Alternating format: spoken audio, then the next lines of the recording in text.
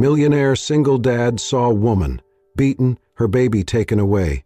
Then he buys ex-husband's house and gets her baby back. The late afternoon sun cast long shadows across the park, where children's laughter mingled with the soft rustle of leaves. Paul Blake sat on a bench near the playground, sipping his coffee while keeping an eye on his 6-year-old son Finn, who was gleefully chasing a soccer ball across the grass. Just as Paul turned to check his phone, a scream cut through the peaceful air. "No, please don't take her," a woman's voice cried out. Paul's head snapped up. Not far from the fountain, a woman with messy hair and tear-streaked cheeks was being pulled to the ground by a man in a dark suit. Clutched in the man's other arm was a little girl, no older than 4, crying and reaching back toward her mother. "Howard, stop! You can't do this!" the woman sobbed, trying to stand. The man shoved her back roughly. People watched from a distance but did nothing. Paul stood up quickly. "Hey!" he shouted, striding toward them. "That's enough!" The man turned, anger flashing in his eyes. "Stay out of this. It's a family matter." Paul pulled out his phone.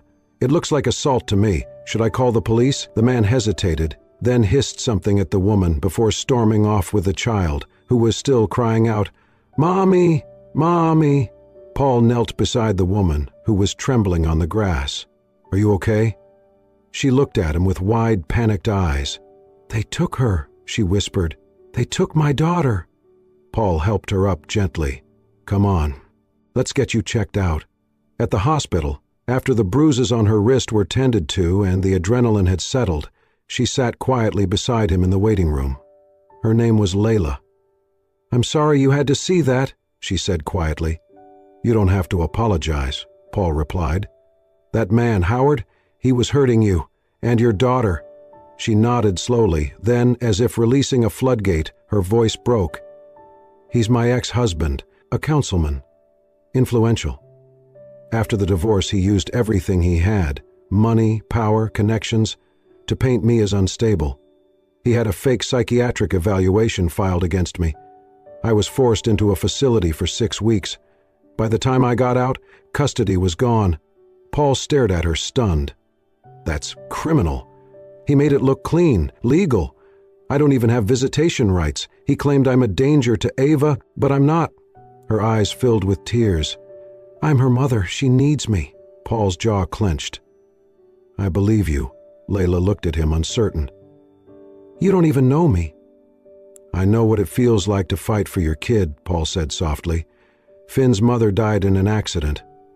The courts didn't think a single dad could handle it. I had to prove myself, every step." Layla's face softened. "So you do understand." "More than you think," Paul replied. They sat in silence for a moment before he added, "Let me help you." Layla looked up, startled. "Why would you do that?"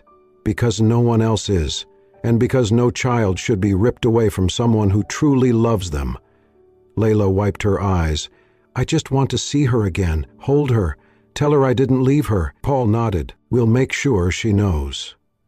And in that quiet hospital corridor, something shifted, not just sympathy, but a beginning, of justice, of healing, of something neither of them had expected when they woke up that morning.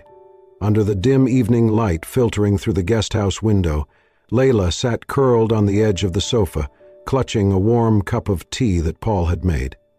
She had barely spoken since they arrived, her arm still trembling from the events in the park. Paul stood in the doorway for a moment, watching her silently, before stepping in with gentle purpose.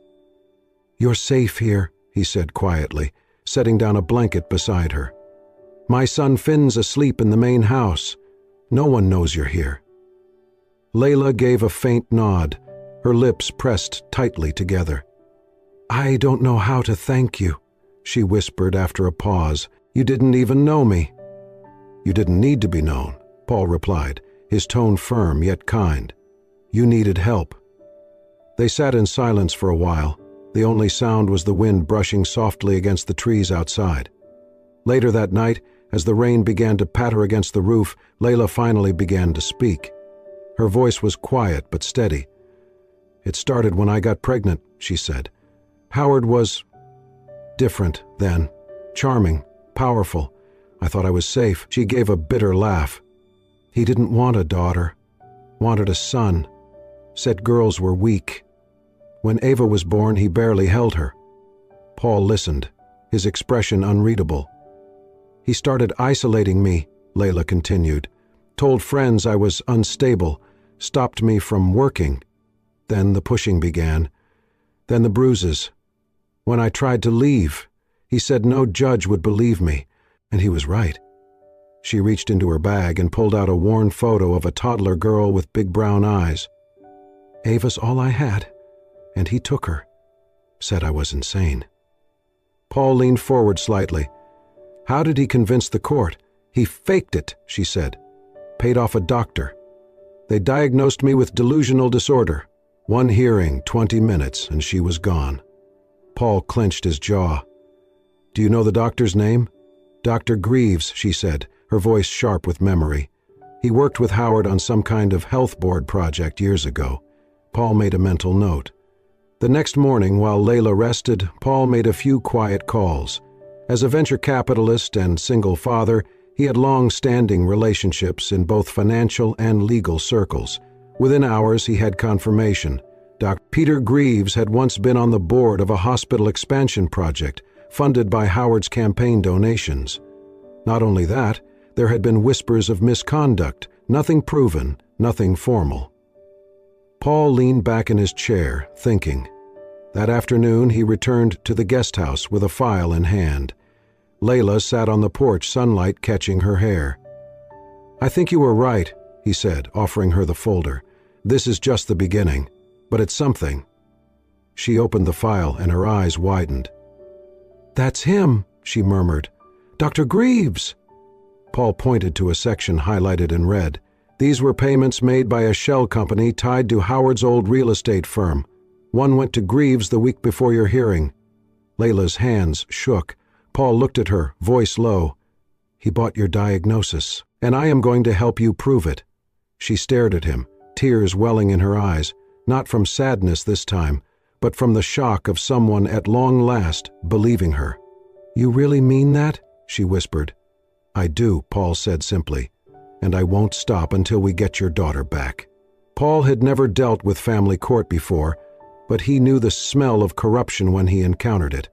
After securing the evidence of Dr. Greaves' connection to Howard, he wasted no time hiring a legal team with a reputation for dismantling dirty legal maneuvers.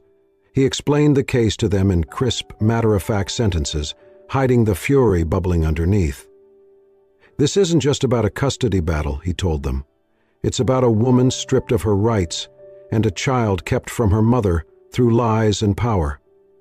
The head of the firm, a composed woman named Elise Monroe, raised an eyebrow. If half of what you're saying is true, Mr. Blake, we're going to expose a very ugly mess. That's the plan, Paul said simply. Within days, the legal team began digging into the court records. What they found was worse than anyone had anticipated. The lawyer originally assigned to Layla's defense had suddenly withdrawn right before the custody hearing, replaced by a young associate who, records showed, had only passed the bar 3 months earlier. His defense was half-hearted, almost as if designed to fail.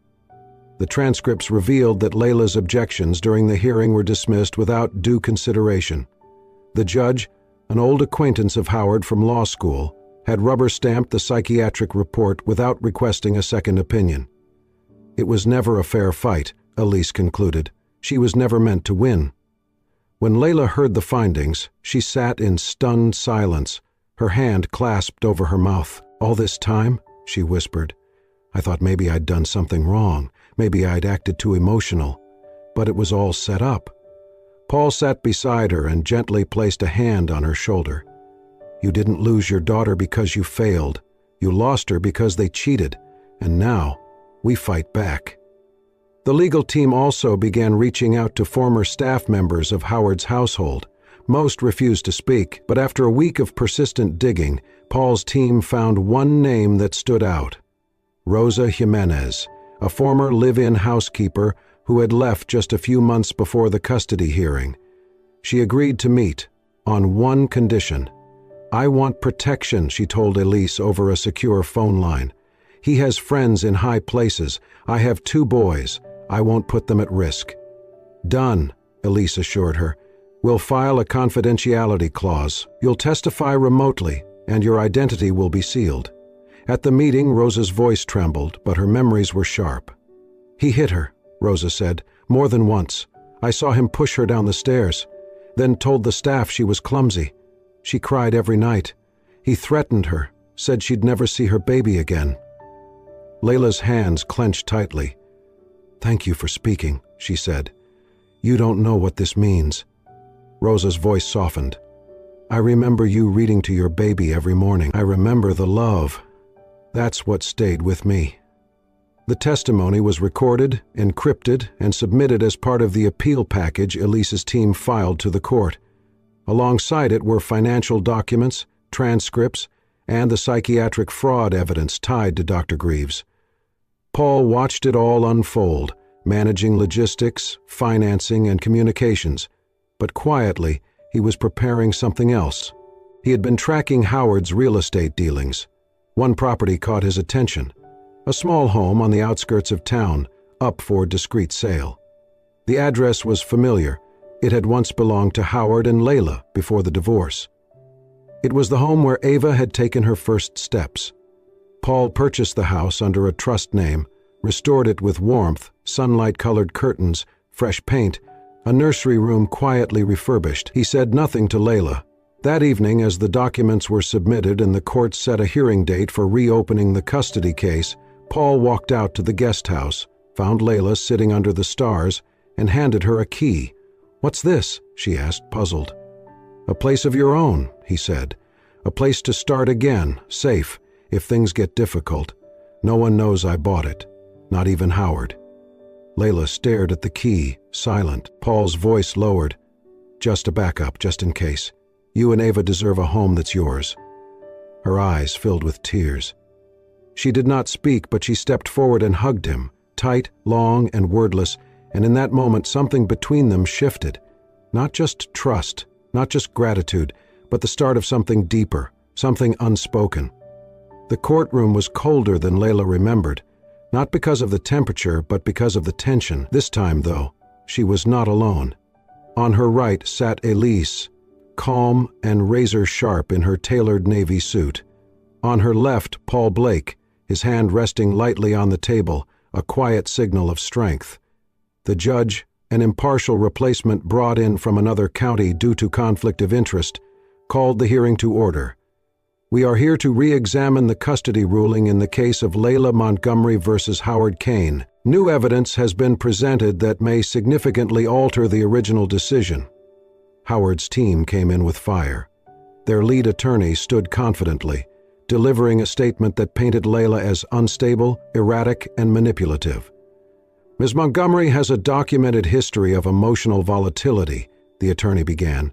"We submit that she is using these proceedings as a way to punish Mr. Kane, who has provided a stable, loving home for their daughter." Layla's heart pounded in her chest, but she kept her gaze steady. She had heard these accusations before. She had lived with them. What she had not expected was the slideshow they produced.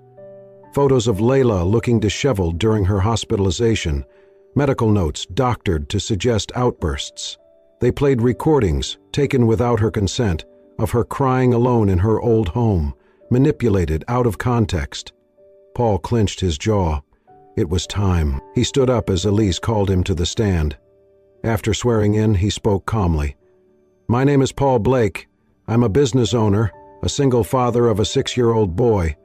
I have no previous connection to either party until 3 months ago, when I witnessed Mr. Kane physically assault Miss Montgomery in a public park and forcibly take her child." There was a rustle in the room. Even the judge leaned slightly forward. Paul continued. "I intervened.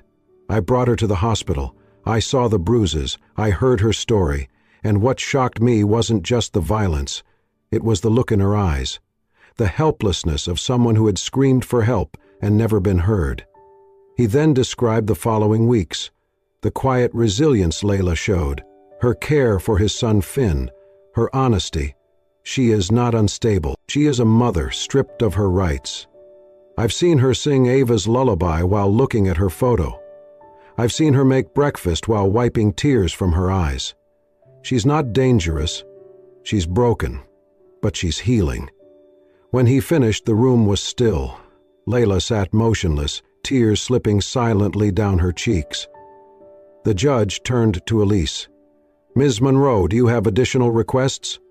"Yes, Your Honor. We respectfully request an immediate forensic audit of the medical records submitted in the original custody hearing, and a review of any financial transactions between Dr. Greaves and Mr. Kane or his associates." Howard's team tried to object, but the judge raised a hand. Overruled. The judge leaned forward, voice clear and deliberate.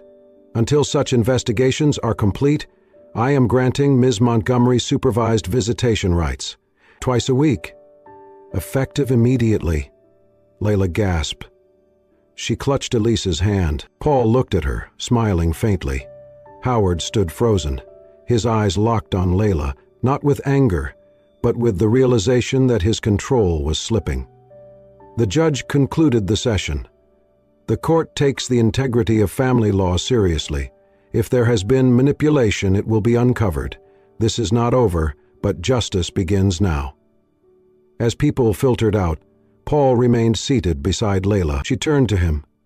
"You didn't have to speak like that," she whispered. He shrugged gently. "Yes, I did."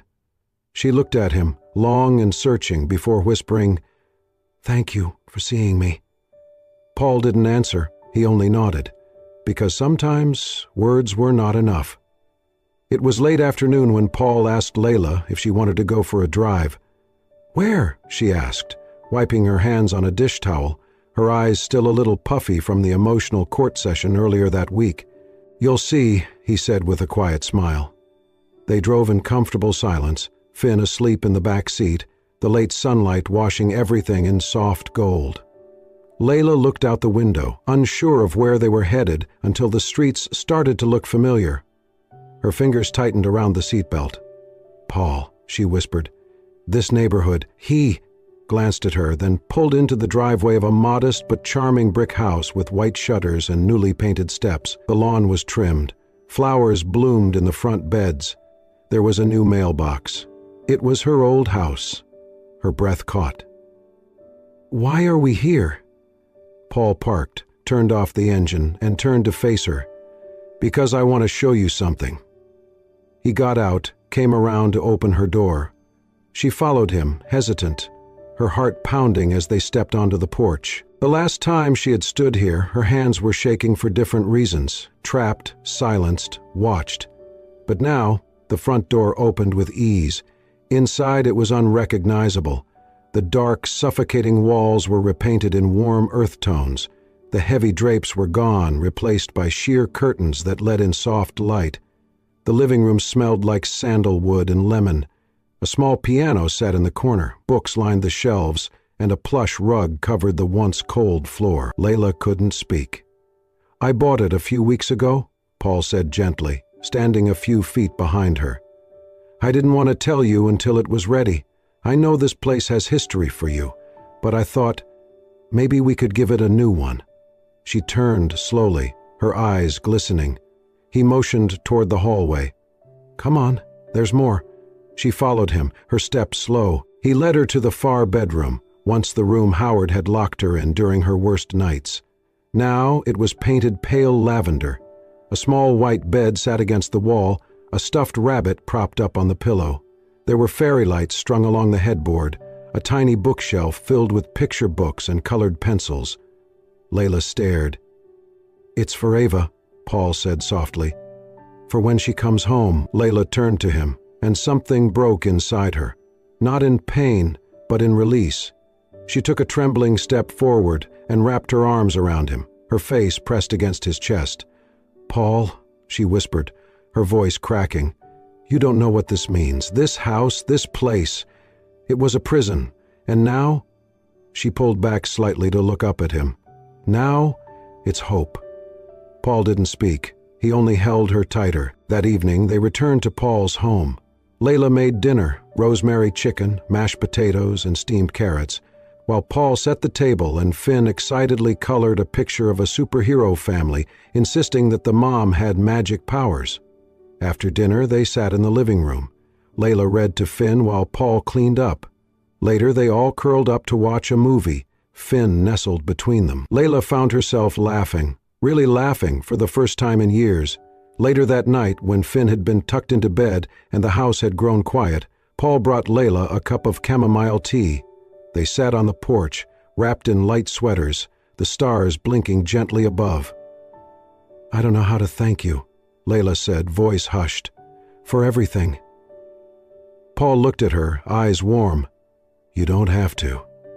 "I'm not doing it to be thanked." "Then why?" He hesitated for a moment. Then, softly, "Because. I believe in you, and because no one, no woman, should have to rebuild her life alone." She stared at him, tears brimming again, but this time not from pain, from the beginnings of healing, from something that looked a lot like love. And from that night forward, Layla did not just exist beside Paul. She started to walk beside him, not as someone broken, but as someone choosing to rebuild, one moment of kindness at a time. The courtroom buzzed with tension as Layla walked in beside her attorney, her steps steady but her heart pounding. Paul followed behind them, calm and focused, a quiet force of support. The seats were filled with journalists, court officials, and a few curious onlookers who had followed the case closely ever since news of Howard Kane's misconduct had begun to surface. Across the aisle, Howard sat with his legal team, his jaw clenched, his eyes avoiding Layla's. Gone was the confident posture, the smug demeanor. In its place was a man cornered, watching the empire he built start to crumble. The judge entered and everyone stood. "Be seated," came the voice of authority that silenced the room. Layla's lawyer stood first. "Your Honor, we are submitting final pieces of evidence, documents, recordings, and sworn statements that confirm Mr. Howard Kane manipulated the legal and medical systems to gain sole custody of his daughter under false pretenses." She handed the bailiff a USB drive.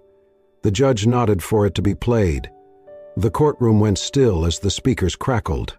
Then came a familiar voice. "Dr. Emerson Greaves. I was approached by Mr. Kane. He said it was urgent that his wife was unwell. He offered a donation to the hospital if I helped document certain symptoms. Symptoms she never showed during our sessions." Layla closed her eyes as the words spilled out, her hands clenched on the table, knuckles white. The judge glanced down at the files in front of him. "You're saying this diagnosis was entirely fabricated?" Paul stood now. "I visited Dr. Greaves myself, Your Honor. I posed as a potential donor for the hospital. During our meeting, he admitted, without realizing he was being recorded, that he had never clinically diagnosed Layla, that what he wrote was at Howard Kane's request, in exchange for financial favors." Gasps echoed around the courtroom. Next, Elise introduced a sworn affidavit from the former housekeeper. "I saw Mr. Kane hit her. I heard her cry in that house more than I heard her speak. She wasn't unstable. She was trapped." The judge looked visibly disturbed. "Mr. Kane, do you have anything to say regarding these claims?" Howard's lawyer began to object, but Howard stood abruptly. "It's a lie, all of it. She's manipulating the court now. Enough." The judge's gavel struck once. "You'll have your turn, Mr. Kane." But Howard's composure had cracked. He kept muttering under his breath as his attorney tried to calm him. The mask was slipping. After a tense silence, the judge leaned forward. "Based on the overwhelming evidence and the credibility of the witnesses, the court finds that the previous custody ruling was made under fraudulent and unethical circumstances." Layla's breath caught in her throat. "Ava Kane is to be immediately placed under the primary custody of her mother, Layla Rose. Mr. Howard Kane is barred from contacting the child or the mother, directly or indirectly, until further review. A criminal investigation into the misuse of power, bribery, and falsification of documents will proceed immediately." The gavel struck again. It was done. Layla stared at the bench in stunned silence. Then her hands flew to her mouth as tears streamed down her face. Her lawyer placed a steadying hand on her shoulder, but it was Paul who stepped closer, kneeling beside her chair. "You did it," he whispered. "No," she said, voice shaking. We did. Outside the courthouse, a light drizzle began to fall. The sky was gray, but Layla didn't feel its weight. Not anymore. As they reached the steps, a soft voice called out, "Mommy!" Layla turned just as Ava sprinted through the rain, arms wide, her curls bouncing. Layla dropped her bag and fell to her knees, catching her daughter in a trembling embrace. "I missed you so much," Ava cried into her shoulder. "They said I couldn't see you." "I'm here now, baby," Layla whispered into her hair, "and I'm not going anywhere." Behind them, Paul stood with Finn, who smiled as he watched Ava cling to her mom. Paul's gaze met Layla's as she stood, her daughter in her arms. "I don't know how to thank you," Layla said softly, walking toward him. "No one ever stood up for me like you did." "You didn't need saving," Paul said gently. "You just needed someone who saw you." She looked at him for a long moment. "Well, now I do. I see you, Paul." And under the quiet rain, with their children safe and close, something new began, not in a courtroom, not on paper, but in the warmth of two hearts learning to trust again. The days that followed were quieter, softer, filled with the kind of peace that Layla had forgotten was possible. She and Ava had moved into the guest wing of Paul's home, where sunlight spilled through the windows each morning, and laughter, real, unguarded laughter, bounced off the walls. Ava and Finn became inseparable within days, giggling over cartoons, building pillow forts, whispering secrets under the covers like siblings born to the same rhythm of trust. Layla found herself watching Paul more closely now, not with suspicion, not with fear, but with quiet wonder. He was gentle with Finn, never raising his voice, always kneeling down to listen rather than towering to demand. In those moments, she saw not just a millionaire businessman, but a man who carried his own share of grief, who had chosen kindness despite it. One crisp Saturday afternoon, Paul suggested a picnic in the nearby forest trail, just the two of them. Layla hesitated, but Finn and Ava were happy to stay with Paul's sister for the day, and something inside her longed for the stillness of nature, the safety of open skies. They walked in silence for a while, the trail winding through golden leaves and whispering trees. Eventually, they found a small clearing near a slow-moving creek where Paul laid out a simple spread, sandwiches, apples, hot cider, and thermoses. As they sat on a blanket, Layla smiled, her eyes watching the light dance across the surface of the water. "When I was little," she said softly, "I used to dream of being a kindergarten teacher. I loved the idea of tiny chairs, story time, construction paper crafts." Paul turned to her, attentive. "What stopped you?" She looked down, her fingers brushing the rim of her cup. "Life. I got married too young. He said it was a silly dream, that I should stay home, and eventually, I believed him." Paul didn't rush to fill the silence. He let it sit, like a shared burden between them. Later that evening, when they returned home, Layla tucked Ava in and kissed her forehead. As she turned off the lamp, she heard Ava whisper, "Mommy, I like it here. Can we stay forever?" Layla's throat tightened. "We'll stay as long as we're wanted, baby." But she didn't know that Paul had already begun preparing something. Quietly, carefully, with the kind of intention that said more than words ever could, he had reached out to an architect, to local officials, and within weeks had begun the process of converting one of his unused properties into a community learning center, not just for Layla, but for mothers like her, women who had been dismissed, pushed aside, silenced. He named it after Layla's late mother, Elena's place. The day of the grand opening, Paul drove Layla to the location under the pretense of visiting a new project. When they arrived, she blinked in confusion, then awe. The building was simple but warm, with murals painted by local artists, child-sized bookshelves, and a garden of wildflowers out front. At the entrance stood a bronze plaque. Layla stepped closer to read, "For the mothers who have been broken, and the men strong enough to stand beside them." She gasped, her hands flying to her mouth. Paul stepped beside her, quiet but steady. "You once said you thought you had nothing left to give. But you give every day, Layla. To Ava, to Finn, to me. I wanted this place to remind you your dream never died. It was just waiting to come home." Tears welled in Layla's eyes, and without hesitation, she turned and threw her arms around Paul. For a moment they stood there, the world holding its breath. Then she pulled back, her voice shaking. "No one's ever seen me this way before." Paul smiled, brushing a tear from her cheek. "I see you, and I'm not going anywhere." Their kiss was soft, no fanfare, no fireworks, just warmth, just truth. Just the beginning of something that neither of them had dared hope for, but had both been waiting for all along. 1 year had passed, and the world looked very different for all four of them. The house near the woods, once Paul's quiet retreat, had become a home in the truest sense. In the mornings, the sound of tiny feet echoed through the halls as Ava and Finn chased each other to the breakfast table. The air smelled of cinnamon toast and fresh coffee.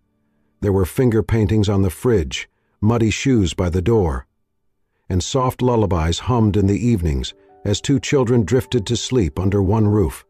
Paul and Layla had co-founded an organization called Mothers with Voice. It was more than a charity, it was a movement, a space where women who had once been silent found the courage to speak, to rebuild, to rise.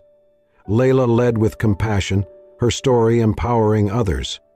Paul used his resources and network to build shelters, fund legal teams, and lobby for real policy change.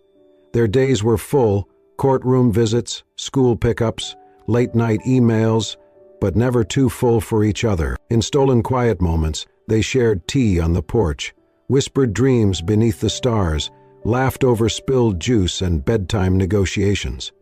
One late afternoon, as a soft rain fell, Paul stood with Layla under the covered porch. The children were napping, the world hushed. "I used to dread rainy days," Layla said, hugging her sweater close. "They reminded me of when everything felt heavy." Paul reached into his pocket and pulled out a small velvet box. "Then maybe it's time to rewrite what rainy days mean." Her breath caught. He opened the box to reveal a simple gold ring. No diamonds, no flash. Just something warm, meaningful. "I don't want a perfect life," he said. "I want this life, with you, with our kids, with the chaos and the calm. Will you marry me, Layla?" She didn't speak at first, just nodded, eyes glistening with quiet joy. Then she whispered, "Yes, 1,000 times yes." That evening, they told the children over dinner. Finn gasped, clapped his hands. Ava smiled shyly and asked, "Does this mean we'll all have the same last name?" Paul chuckled. "Only if you want it, sweetheart." The house filled with laughter. Later that night, under the soft yellow glow of the dining room lamp, the four of them sat around the table. The meal was simple: roast chicken, mashed potatoes, peas. But it tasted like celebration. Finn spilled his juice. Ava giggled. Layla leaned her head against Paul's shoulder. On the wall behind them hung a framed photo. Taken just weeks earlier, it showed the four of them sitting on a picnic blanket. Finn's arm was around Ava, both grinning. Layla was mid-laugh. Paul had his arm around her, eyes soft. No shared blood. But everything else, hope, healing, choice, was theirs. Beneath the photo, in delicate lettering, a small plaque read, "We cannot change the past, but love and justice can rewrite the rest." And that was exactly what they had done. If this story stirred something deep within you, if it reminded you that love, justice, and quiet courage can rebuild what the world tries to break, then you are exactly where you belong. Here, at Soul Stirring Stories, we bring you tales that matter. Stories that lift the forgotten, speak for the voiceless, and remind us that even in the darkest moments, there is light, often found in the most unexpected places. If Layla and Paul's journey moved you, we invite you to like, comment, and most importantly, subscribe to Soul Stirring Stories. Your support helps us continue telling stories that heal, inspire, and bring people together. Until next time, remember, even when the world says it's over, kindness can whisper, it's just beginning.